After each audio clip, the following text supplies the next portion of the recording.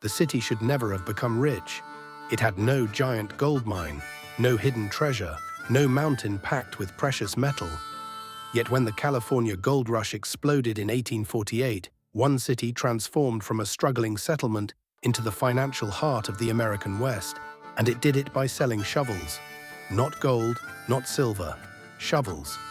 To understand how that happened, we need to go back to California in January of 1848. Near a sawmill owned by John Sutter in the foothills of the Sierra Nevada mountains, a carpenter named James Marshall noticed something shining in a stream. The tiny flakes looked ordinary at first, but they turned out to be gold. The discovery was supposed to remain secret. It didn't. Within months, rumors spread across California. Then they crossed oceans. Newspapers from New York to London printed stories about rivers filled with gold. By 1849, hundreds of thousands of people were preparing to leave their homes and chase fortunes in the American West. They became known as the 49ers. The dream was simple: arrive in California, find gold, become rich. But dreams are often easier to sell than reality. The journey itself was brutal. Some travelers crossed the North American continent by wagon. Others sailed around Cape Horn at the southern tip of South America, a voyage that could take months. Disease, storms, accidents, and shortages claimed countless lives before prospectors ever reached the goldfields. Yet they kept coming. The promise of wealth was irresistible. As the flood of newcomers rushed toward the mountains, one city sat at the edge of the action: San Francisco. In 1848, San Francisco was barely recognizable as a future economic powerhouse. It was a small settlement with only a few hundred residents. Dirt roads cut through scattered buildings. Livestock wandered freely. Much of the area looked more like a frontier outpost than a major city. Then the gold rush arrived, and everything changed. Ships began pouring into the harbor from every corner of the world. American merchants arrived alongside British traders, French adventurers, Chinese migrants, and fortune seekers from Latin America and Australia. The population exploded. Entire crews abandoned ships the moment they reached port. Sailors jumped overboard and rushed inland to search for gold. Some vessels sat deserted in the harbor for years because nobody remained to operate them. The city became chaotic. Tents filled empty spaces. Businesses appeared overnight. Prices skyrocketed. A single egg could cost what an entire meal might have cost elsewhere. Labor was scarce because everyone believed gold waited in the hills.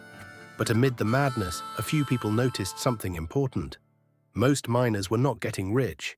Finding gold required luck, endurance, and timing.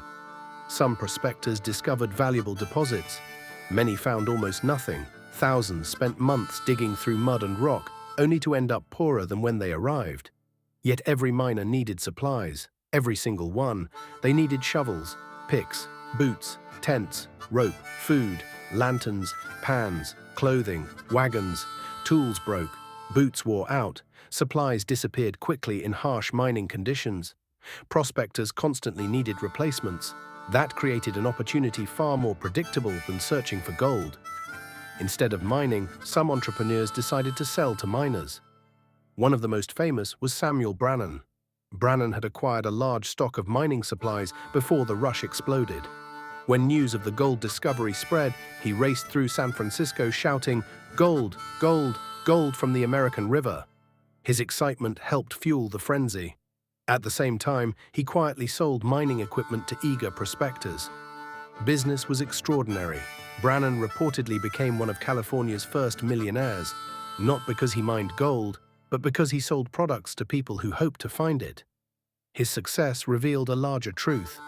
The safest money in a gold rush is often made by supplying the dream. As more fortune seekers arrived, San Francisco evolved into a giant commercial machine designed to serve them. Warehouses filled with imported goods. Docks unloaded cargo day and night. Merchants competed to provide tools and equipment. Banks emerged to handle growing financial transactions. Insurance companies appeared to protect valuable shipments. Hotels expanded to house travelers. Restaurants fed crowds that seemed to grow by the hour. The city became the gateway between global trade and California's goldfields. And that position made it enormously valuable. Every shovel sold generated profit. Every shipment unloaded created jobs. Every successful miner spent money back in town. Gold might have been discovered in rivers and streams, but the wealth it created flowed directly through San Francisco. The city's growth became so intense that it struggled to keep up. Buildings appeared almost overnight. Fires repeatedly destroyed sections of the city. Developers rebuilt again and again. Land prices surged. Speculation became a business of its own. People bought property hoping prices would continue climbing. Often they did. The transformation was astonishing. Within just a few years, San Francisco had become one of the fastest-growing cities in the world. But perhaps the most fascinating part of the story is who truly won. Popular imagination focuses on the miner holding a glittering nugget, the lucky prospector, the dramatic discovery. Yet those stories represented only a small fraction of reality. Many miners failed. Some returned home broke. Others spent years searching without success. Meanwhile, merchants, suppliers, transport operators, bankers, and business owners often accumulated wealth more consistently than the prospectors they served. Levi Strauss arrived during the gold rush and built a business supplying durable clothing. Wells Fargo emerged to handle transportation and financial services. Countless traders, shopkeepers, and entrepreneurs built fortunes by supporting the mining economy rather than participating directly in it. The gold rush created demand. San Francisco captured that demand. And demand can be more valuable than gold itself. By the late 19th century, the city had become the undisputed commercial center of the American West. Its influence stretched far beyond mining. Trade, finance, shipping, and industry transformed it into a permanent economic powerhouse. The gold rush eventually faded. The easiest deposits disappeared. Mining became more industrialized. The frenzy cooled. But San Francisco remained. The city had used a temporary boom to build lasting foundations. Its greatest resource was never buried underground. It was position, timing, and the ability to supply what everyone else needed. In the end, the California gold rush produced countless stories of fortune and failure. Some people spent years chasing a dream that slipped through their fingers. Others discovered something far more reliable.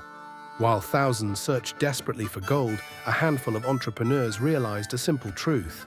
The real opportunity wasn't always in the river. Sometimes it was standing on the riverbank, selling shovels.